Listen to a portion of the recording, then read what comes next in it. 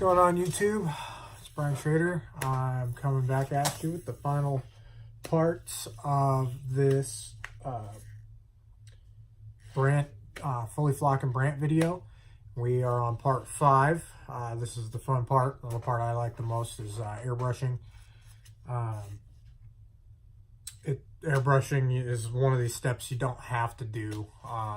You can get around it. I just like using it or doing it because I mean, it really makes your decoys stand out, and you can really set them apart from just plain Jane flock headed mallard, whatever, decoys. But so for this one, I'm just going to combine. Usually I would make the color separations 2 different videos, but I'm just going to make them one. I got 2 airbrushes set up to do that. So for this video, or for this part, the first part, what you're going to need is you're going to need white airbrush paint and black airbrush paint, and then obviously airbrushes.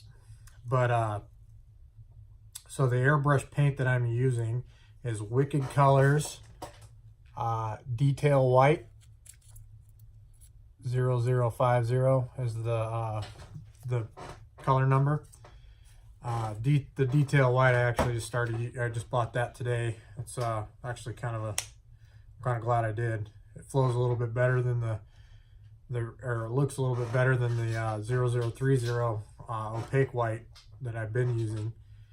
But and then you'll also need, because it's kind of cold right now, I've been using I changed the type of reducer I was using. This one it's a little hotter. It's an automotive reducer. It's the 4020. Yeah, so this one's made, the manufacturer suggested to use this in cold weather, or if you're trying to get it to adhere better to metal or hard plastic. So I was like, well, it's cold, so I'm gonna give that a shot, and so far it's been doing really well. So, and then type of airbrushes I got, I'm using a Snap-on BF 105 airbrush. It has a 0.05 0.5 millimeter tip, or 0.05 millimeter tip. Anyway, this is the one I'm primarily going to be using with the white. I got the 5 millimeter tip, or 0.5 millimeter tip in there to kind of lay down more paint. It's kind of you use it to cover more area with.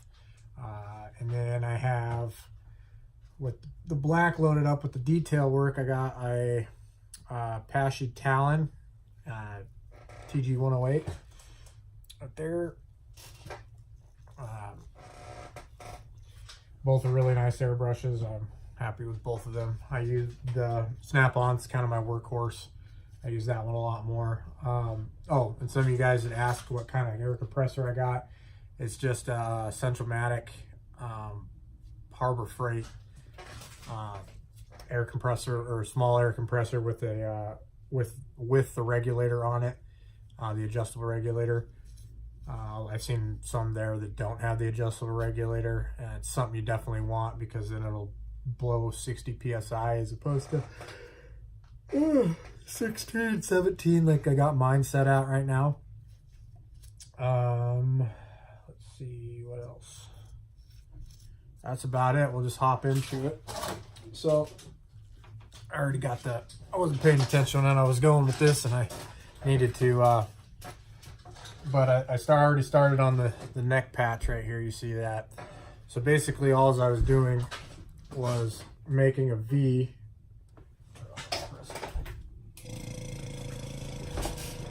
I was just making a V along the sides, just like this.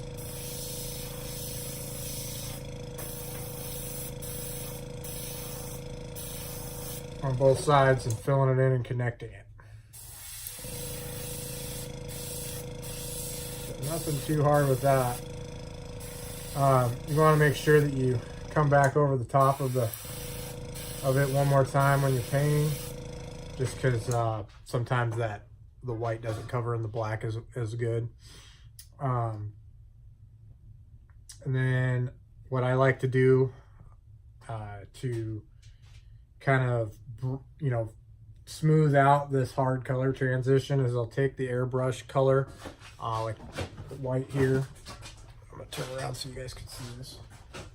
And I'll just even these lines up, kind of round it out, and kind of give it a little bit of, come over the color into the other color a little bit. Kind of give it a little overspray. If you guys can see that is good. But, and then I'll do that all the way around. And the reason I'm doing this is because I'll come back over it with black and it'll blend real nice.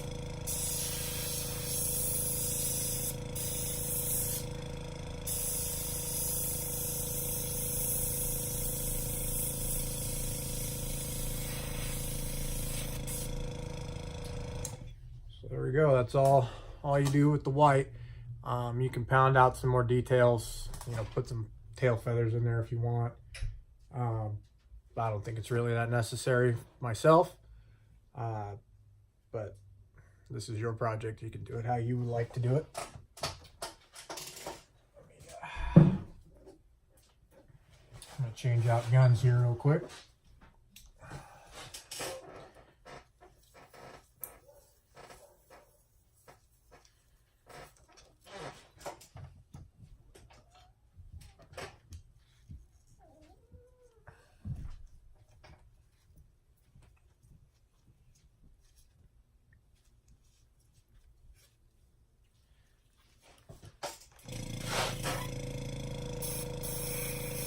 So the way I test my air gun, or my gun to make sure it's spraying the way I want it, is I'll take the palm of my hand with a glove on, obviously, and then check it, make sure it's spraying nice. I'll do it on the front of my table. Just depends on the circumstances. But anyway, I'll pick our decoy back up. I'll start out with the neck again. So sometimes you can kind of clean up your lines a little bit. Kind of trace around it, make it look good. Or if you made too big of a line, you can fill it back in.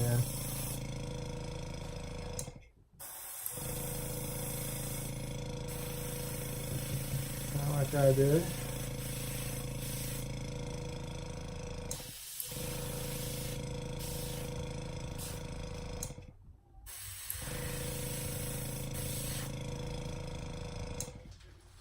So it looks lines. Trying to get into this camera a little bit. So brant have some black feathers underneath their neck, or some black lines underneath their neck. Some guys I've seen, they do they like draw their initials in cursive or whatever on it. I think it's a cool idea. I'm not going to do that, but basically I'm just going to make some like small C's that don't go quite all the way down to the bottom of the collar. I'll do probably 3 or 4 of them.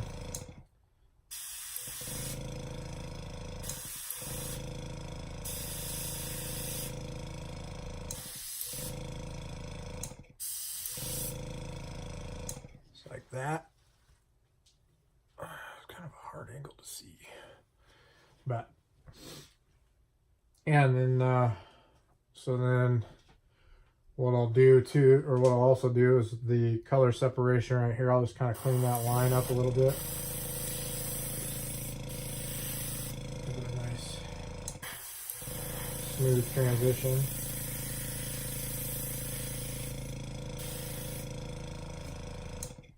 Across the back. See this. And then where the feathers meet, clean that up a bit.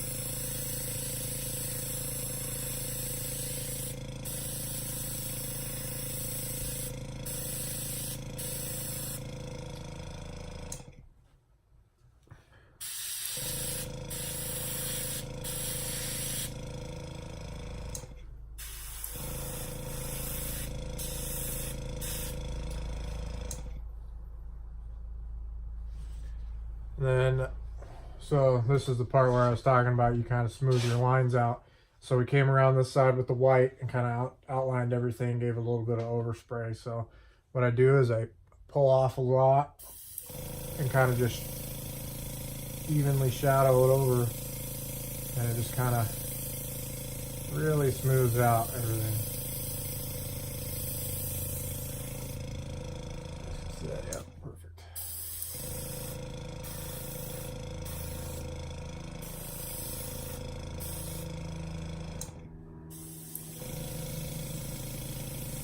You can also do this to shade in spots where you want to kind of add a little bit of shadowing and detail work. Doing it like that really adds just a nice touch to it. Smooths everything out, makes it look good.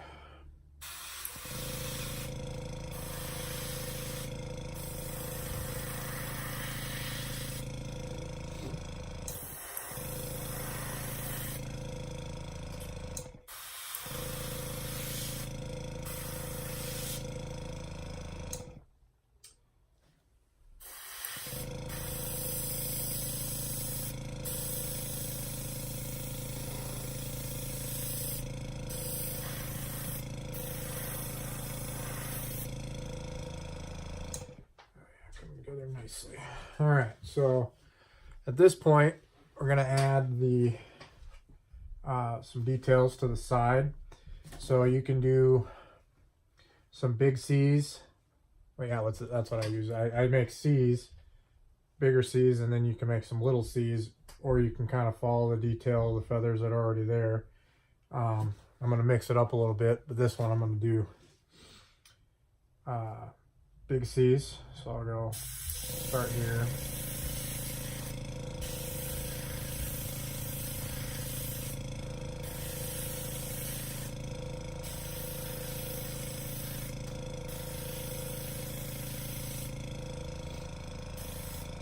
Then I'll go small C's.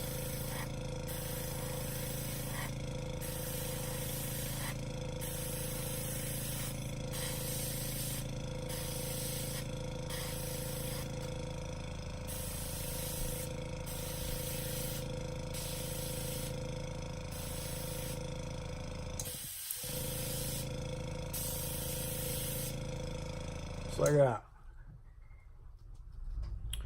And then so I'll also add a little bit of shadowing back here. Just kind of separate this out, and then you can you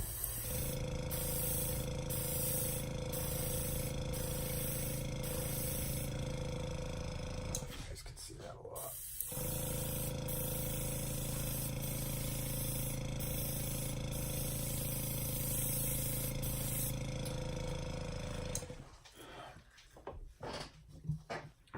Yeah, I'll do the same on this side. Big C's.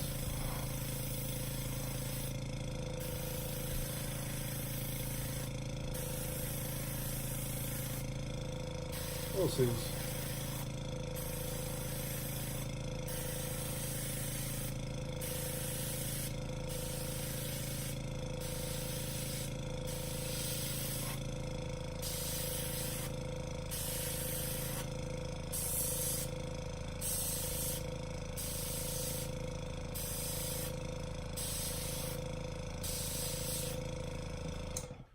Like that.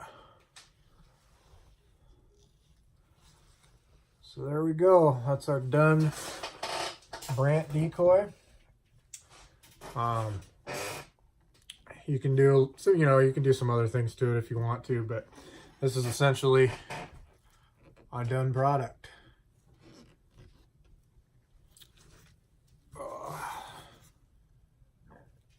Anyway, I just wanted to thank you guys for sticking with me through this, and I hope this helped some of you guys that are wanting to do some brant decoys or goose decoys in general. You can kind of translate what I did here onto Canada goose decoy or goose stuff. So you can they sell goose kits that you can buy to do that will give you all of the exact color flocking that you need to do that. Aero Products sells the whole kits for pretty much any species, if I remember right. You can just go, hey, I want to do mallards, and they will give you all of the stuff to do mallards with. It's a little more expensive doing it like that, but it gives you exactly what you need. You don't got to hunt for it. So it's just kind of one of those things where you do it one way or the other way. But once you get established like that, you can start using the flocking that you have left over from, say, doing redheads. Then you can go and do bluebills, because if you already got mallards and redhead stuff, you can do bluebills and then cross it over like that. Just play with it. But I'm gonna get off of here and stop jabbering at you. You guys, thanks for tuning in. If you hit the subscribe button, like this thing, I'm gonna keep trying to do videos as much as I can. I think up next I'm gonna try doing show you guys how to wrestle coat and do probably some redhead decoys. So anyway, thanks for tuning in. Have a good one.